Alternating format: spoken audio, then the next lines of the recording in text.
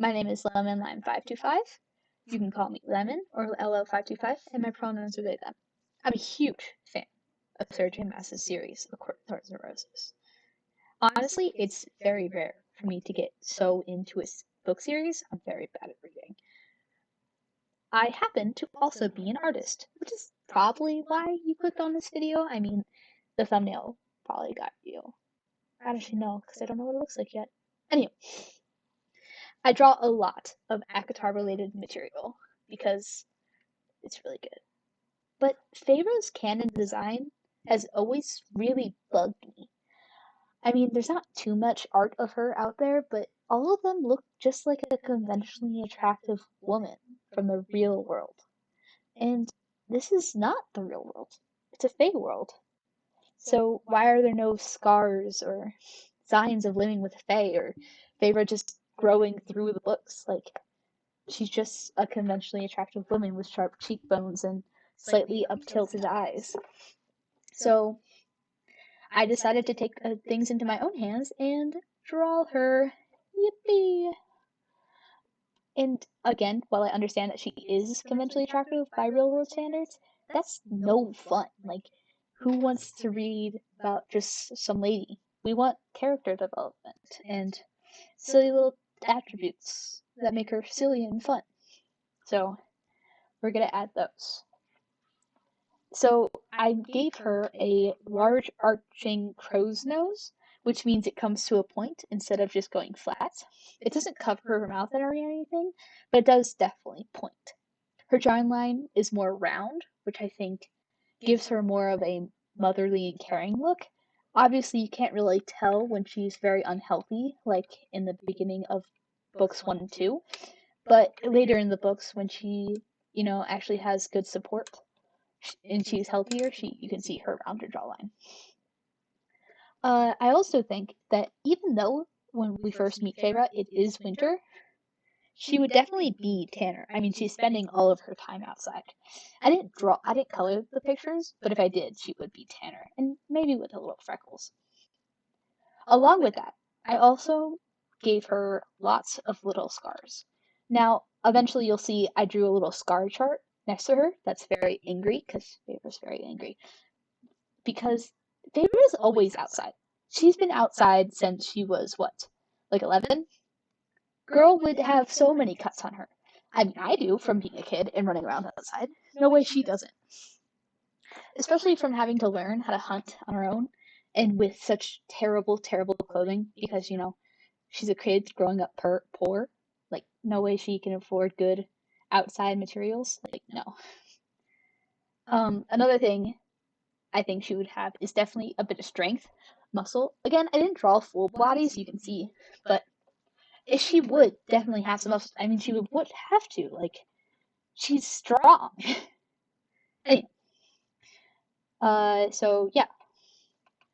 If you're wondering, I'm writing little notes next to each of my doodles because I'm a undeniable yapper, as you can tell by this recording, but I just can't stop, so I wanted to tell you my thoughts while I was drawing it. As for second Feyre, which is Feyre when she's met Tamlin and starts living with him, this is a drawing of her right after Fire Night, when Tamlin maws on her neck, and I can't believe she didn't forgave him for that. Whatever. I mean, she's happy. Love Feyre. Want her to be happy. But I've read this book 3 times now, and I know how she becomes in Tamlin's care, and care in quotations. And it just makes me so sad knowing that, like, she just wanted to be pampered like this. Like, no, I think even if Feyre did love Tamlin and want to stay with Tamlin after Under the Mountain, she would not want to be pampered like this. She would still have the same reaction even if she did not go Under the Mountain. Because, like, Feyre was always outside. That was her release. Like, she would want to be outside. Like, no way she wanted to stay inside. No way. So, like, why Tamlin? Why Tamlin? Like, Lucian was right there. He's so much cooler. I mean, he's like a bit of a goof, which is like so cute. I love him. He's the best. He's like Oh my gosh. He actually cares about Feyre. Like, I feel like Tamlin, God bless him, he's so awkward. But, like, you can't tell me that guy couldn't have tried just a little bit more to, like, flirt with her. And I also get the whole, like, oh, but it's supposed to be like Sleeping Beauty. It's supposed to be cute that he can't talk to the girl. This man has been alive for 500 plus years, and you're telling me he's still awkward around women? Are you kidding me? But I also understand that Feyre has super low standards right now. I mean, like, she kind of needs all the love and she can get. Which brings me to why she's like herself in the later books. Under the Mountain Feyre. Ooh, my favorite.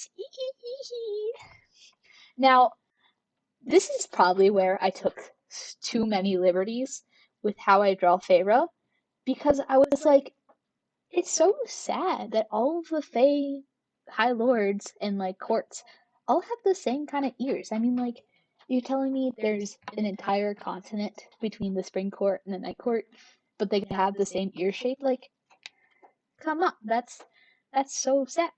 And like, no way, I refuse to believe it. So I made the executive presidential decision that every court has a different ear shape, and the closer courts get together, the more mixed together it gets.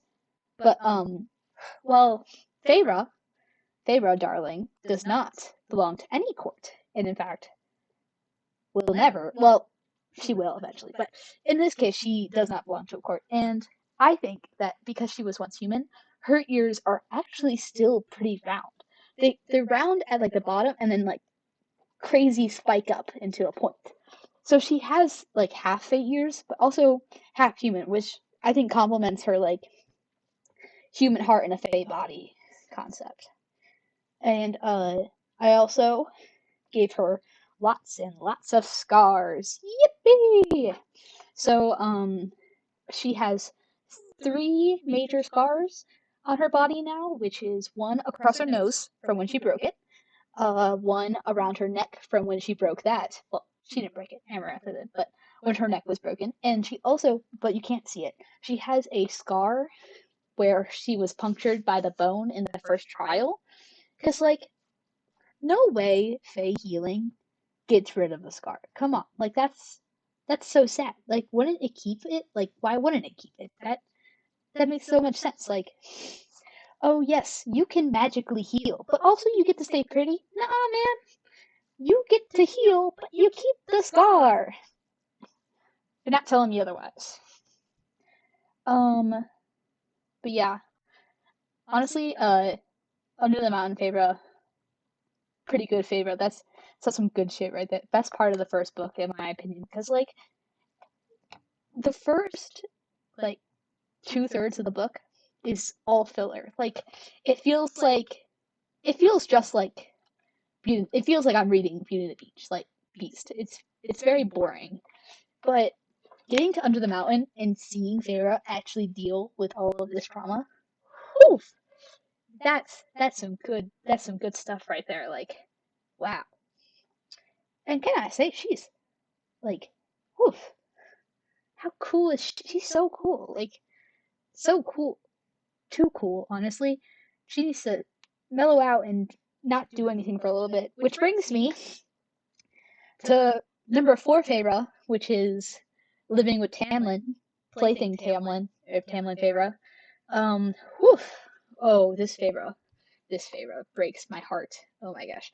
This is I think the Feyre that made me fall in love with this book series, because it's I feel like such a good portrayal of trauma and the relationship trauma can have and how it can break relationships. Like, wow, Sarah J. Maas, wow.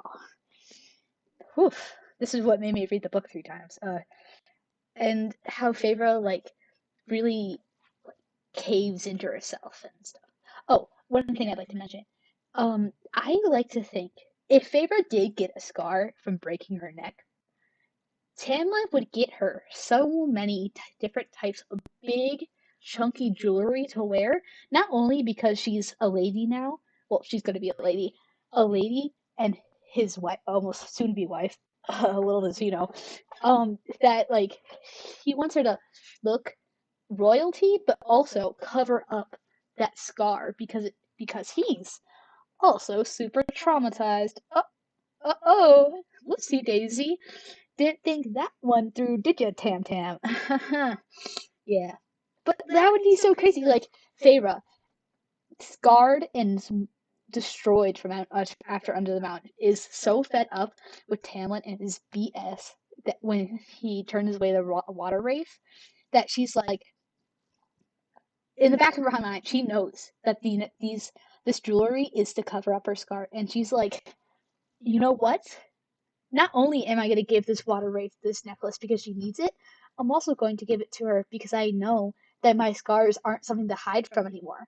Well, she doesn't actually think that. She's like, she's beginning to go down that path of being like, my scars aren't something to hide from anymore because she hasn't gone through her badass arc yet. But yeah, these are the first four favorites. I would say these favorites all stay in the same category because like this is all pre-resand and pre-bad bitchification. If I am to quote the one YouTube video, I forgot their name. I'll put it somewhere. If I am to quote the one video, and like this is pre-bad bitchification, so like I feel like they all get lumped together. Now let's move on. Okay, so now we're on to what I consider the last three favorites. Favorite number 7 essentially is favorite for the rest of the book series as we know so far. Anywho, so favorite number 5. Favorite number 5. This is Feyre when she is a part of the inner circle. She's falling in love with Rhysand, but she doesn't know it yet. But she's falling in love with Rhysand. Rhysand is simping hard, and I am too, bro. It's okay. Whew. She's so cool. Like, she's so badass. Like, she's so girl boss. Like, honestly, she is. She is definition girl boss. And oh man, this Feyre is only beat by Feyre after she gets back from destroying the Spring Court. Like this Feyre slaps. I love this Feyre. How she so effortlessly flirts with Rhysand and doesn't even bat an eye is so cool. Uh, Anyhow, this is a drawing of Feyre in the outfit she wears to the Court of Nightmares. She does not make an expression like this while there, but I couldn't help myself. I thought she would look really pretty smiling like that. Though I will say she does look really silly in the first sketch or two. Anyway, so this Feyre is, oh gosh, it's so good. And her whole like falling in love with Rhysand and oh man, I am a passionate gay. I will say most of the media I consume for the sole reason that the main couple is gay, whether it be lesbian, gay, or some other combination of that. Um, the reason this series was so surprising for me to get into is because the fact the main couple is straight. Sure, one of the main characters is revealed to be a lesbian, but she doesn't even get anything. Like, barely she gets anything. Like, the main characters are straight. Like, that's so crazy for me to get into. I think it's because it's such a wholesome and caring relationship. It reminds me of my own. Like, they're so in love with each other. It makes me so happy. They're, like, so dumb.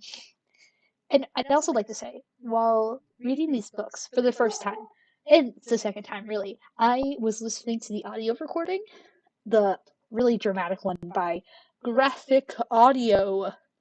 Um, the characters do such a good job, like being like in love with each other. You can really hear it. It's so cute. The sex scenes, ugh, that's gross. Don't listen to those. That. Mm-mm. I will admit, the third time I read this, I read the physical copies. I've only read the first two. I have not gotten Wings of Ruin yet, but I'm on it. I will say, both books, even though they're regarded as really sexy fantasies, each book only has like 3 or 4 sex scenes in them. Like, I marked them down. There isn't that many pages of sex. There's a lot of flirting. There's a hell of a lot of flirting. There's a lot of innuendos. There's a lot of flirting, but there is not a lot of sex. Uh, Mist and Fury, I will say, does have more sex than the first book, Thorns and Roses. But like, that's because they're with a person who actually is awesome. Rhysand, like, yeah, I'd have more sex with him too. That's a lie. I wouldn't. I don't like men. Uh, but like, yeah. Oh, this Feyre is so cool. She's so cool, isn't she, guys? Like, oh man. Um, I'm also kind of just stalling for time because I took a really long time with this drawing. What are other thoughts? Rhysand, like, if I do another video, which I doubt I'll have enough motivation for that, but if I do, it'll probably be Rhysand and the Bat Boys because, I actually stick pretty closely to their canon designs, though I do think Illyrians would have some differences to them because bros are just high fae. They're high fae with wings and round ears. Like, they have all the same power. Like, they're not really. That's not true. But like, come on, guys. You could have made them a little different. But whatever. So, yeah. Oh, girl boss Feyre. She's so happy and healthy in an actual caring relationship. Or, well, she's almost in a full caring relationship. Like, she's with family. She's surrounded by people who love her. Until like, that gets taken away. Ha ha ha ha. Oh, spy Feyre. I I called her Snake Feyre at first. I couldn't decide what I wanted to name her. I think what I was going for was like Fox and Chicken Scoop, but Lucian is the fox, not Feyre. But whatever. Um, this Feyre, this Feyre is so badass. I mean, I keep saying that, but as the books go on, she just becomes so cool. I think because obviously she's now out of poverty, out of under the mountain. She's healthy, she's happy, and she's just like so cool. And oh, how she kills, uh, she doesn't kill. How she beats up Ianthe and those two twins. Oh, so good, so good. Like, she's so awesome for that, and I love her for that. They deserved it, like Loki. But how she tricks Tamlin. I honestly don't even know how Tamlin didn't realize. Like, I know he's like blind as a bat or something like that, but like, come on, you can tell she's lying. Like Lucian does. Lucian tells she's lying, but Tamlin, I don't know how he's so dumb. Like, bro, like how she's barely even concerned about her sisters. How she's like, not that like mad at Jurian or whatever. Like, come on, like, huh? What? No way he actually believes it. Like, there's some parts in I again haven't read it on the book yet, so I am only going off the 2 times I've listened to the recording. Well, the 3 times I've listened to the recording. I got the feeling that like he knows. Wait. Oh no, I've been lying. I've only listened to each recording twice. I read the books a 3rd time. That's what I meant. Anyway, sorry. he Maybe it's the voice actor, but he sounds like he's suspicious, but like he doesn't do anything about it. So maybe in the book he's like has less suspicion of her and it makes more sense. But I always thought Tamlin knew. But like, who cares? Because you know why? Because Feyre is leaving. Because Feyre has a real husband to go to. And this brings me to the final and best Feyre. This is Feyre from after she returns to the Night Court after destroying the Spring Court onwards, because she doesn't really make any major changes besides gaining a few tattoos. So I considered this just the last of the few. Now this Feyre, guys, come on! Like, I wish I was in this book series and Feyre wanted me. Like, come on! Like, she's so cool, and I know that like Feyre now has the freedom to become her own person, and this is why she's so cool now. But you can really just see all the aspects of her growing up throughout the series, and like it's only been like two years since this all went down. Like Feyre did not have a lot of time to grow, and she did. she went through so much development in those 2 years. And like, good for her, girl. Like, slay. And she's just, this is the Feyre that I draw the most, I'd say, with all of her scars, fully realized as a, sorry for the noise, fully realized as the badass she is, and like, just truly in her element. She's just, wow. I'm just gonna shut up for a second so we can all just appreciate Feyre as she is. Like, wow.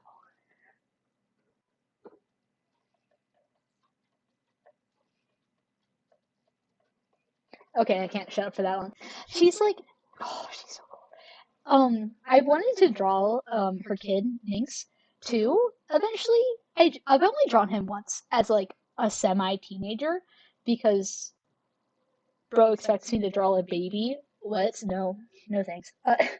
I I have so many like headcanons for them, like not necessarily Minx, but the whole friend group. Like, oh, I really hope I keep this obsession of, or this motivation to keep drawing all this stuff so I can make a Bat Boys and more and the sisters and maybe Tamlin and Lucian will make an appearance.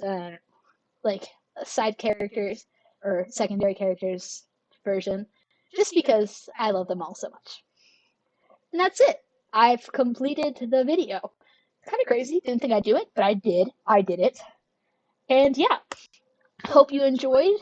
Like if you liked it.